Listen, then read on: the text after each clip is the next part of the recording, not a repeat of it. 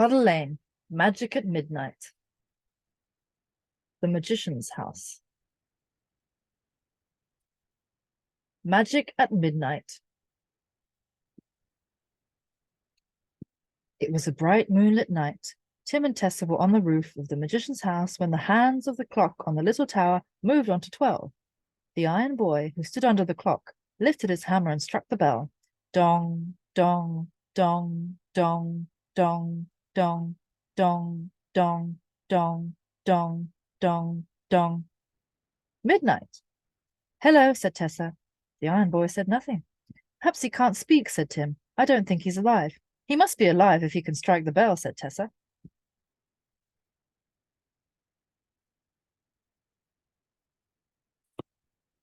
Tim and Tessa were on the roof. The iron boy struck the bell.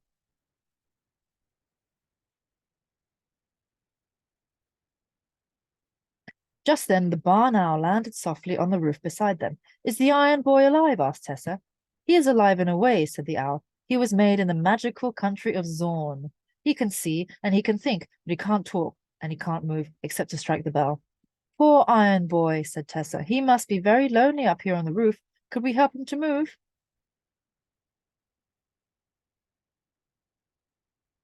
The barn owl landed on the roof. Could we help the iron boy to move? Asked Tessa.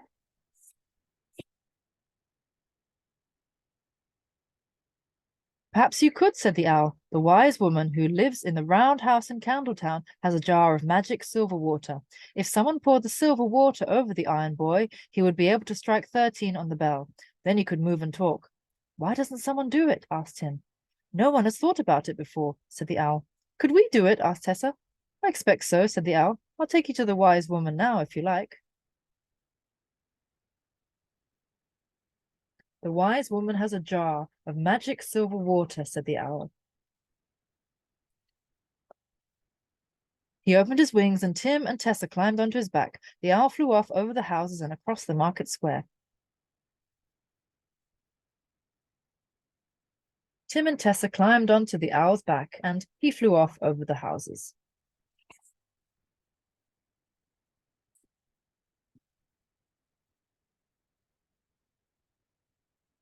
He glided down to the door of a round stone house by the river. The window shone in the darkness. The owl gave a strange cry. The door opened and an old woman looked out. I've brought 2 cats to see you, wise woman, said the owl. They want some of the magic silver water to pour over the iron boy who stands on the roof of the magician's house. The door opened and an old woman looked out.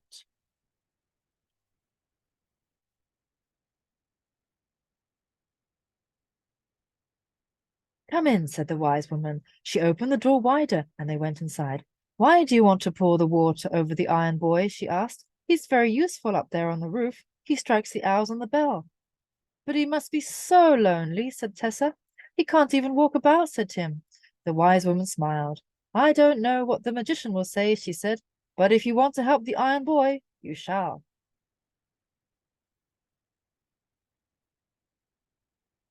Come in, said the wise woman. She opened the door and they went inside.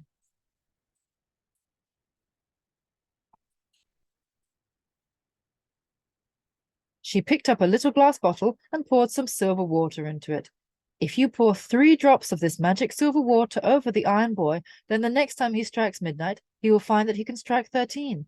And when he does that, he will be able to move and talk. Oh, thank you, said Tim and Tessa. The wise woman put the little bottle round Tessa's neck.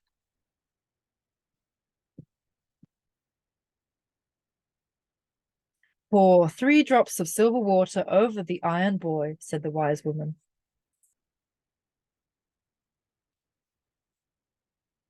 The 2 little cats climbed onto the owl's back and the barn owl flew back over the roofs of the houses to the magician's garden.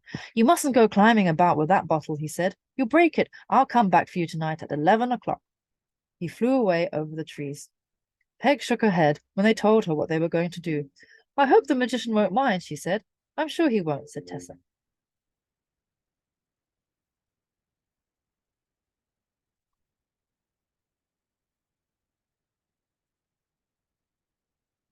The barn owl flew back to the garden. I will come back for you at 11 o'clock, he said.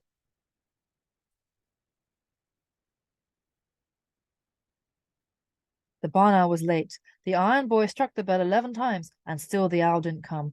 What can have happened? Asked Tessa. I expect he's hunting, said Tim. Another half hour went by. Let's go, said Tessa. We've got to be there before midnight. At that moment, the owl flew down over the trees. A beautiful white swan was with him. I'm sorry I'm late, cried the owl as he glided down, but I met this swan. She needs your help. Tim and Tessa hadn't seen a swan before. They felt a little nervous, but the swan looked very beautiful in the moonlight.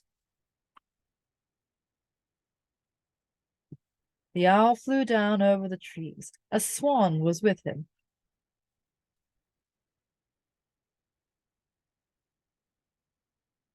The owl told me that you have magic silver water, she said.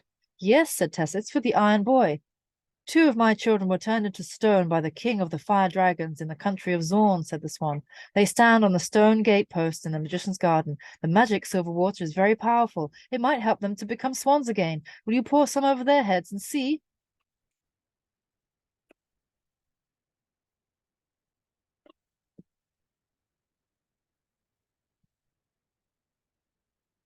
Will you pour magic silver water over the stone swans? Asked the swan.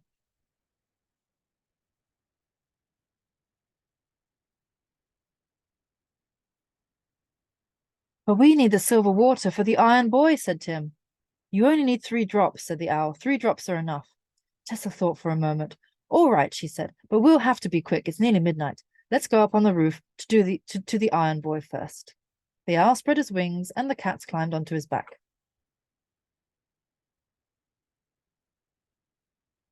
Let's go up on the roof to the iron boy, said Tessa. The cats climbed onto the owl's back.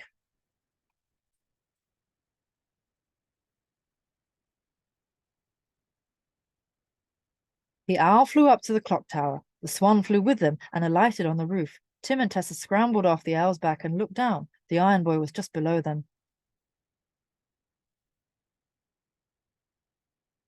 The owl flew up to the roof. The swan flew with them. Tessa took the bottle and pulled off the cap. Very carefully, she dropped 3 drops of the magic silver water onto the iron boy's head. The drops splashed down. They sparkled for a moment in the moonlight. Then they were gone.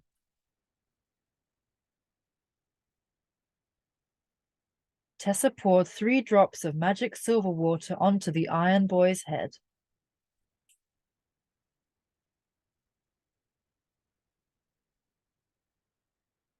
Is that all we have to do? Asked Tessa. That's all, said the owl. Nothing will happen before midnight. Quick, we must fly to the stone swans. Tim and Tessa climbed onto the owl's back. The owl glided down to the gateposts. Tessa poured 3 drops of magic water onto the first swan.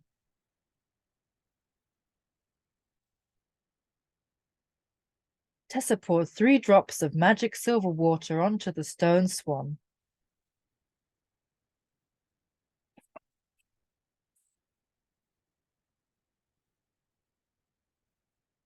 The hands of the clock on the roof of the magician's house moved on to 12. The iron boy lifted his hammer and began to strike 12. Dong, dong, dong, dong, dong, dong. Quick, cried the swan. Tessa, be quick. The iron boy began to strike the bell.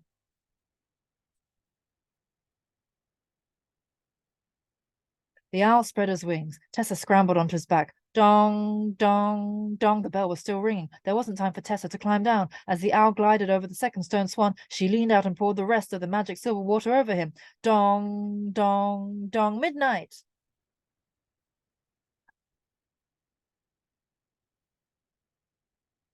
Tessa poured all the rest of the magic silver water over the stone swan.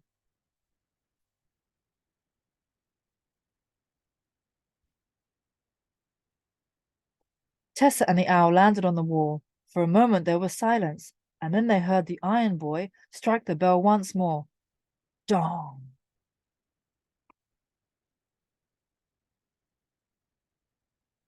The iron boy struck the bell again.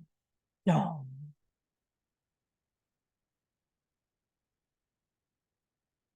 The moonlight shone down on the swans. As Tim and Tessa watched, the birds turned silvery white. The hard stones softened into feathers. The swans lifted their wings. There was a wild cry from the swan on the wall, and the 3 birds flew up into the sky. They circled over the magician's garden and then flew off westwards over the trees. The swans lifted their wings and flew up into the sky.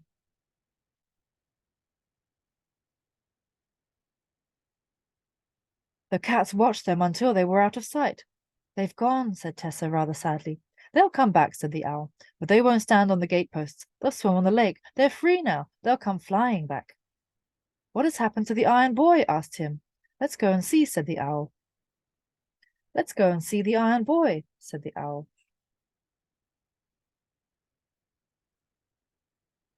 As they flew up over the roof, Tessa cried out, There's no one there! The place where the iron boy had stood was empty. The owl swung closer over the roof. There was no sign of the iron boy. The iron boy must be alive, said the owl. He's gone. The owl glided down to the garden, and Tim and Tessa got off his back. I'm glad he's gone, said Tim. He'll be much happier now he's alive. I'm glad too, said Tessa. But I hope they'll all come back one day. They flew over the roof. The iron boy had gone.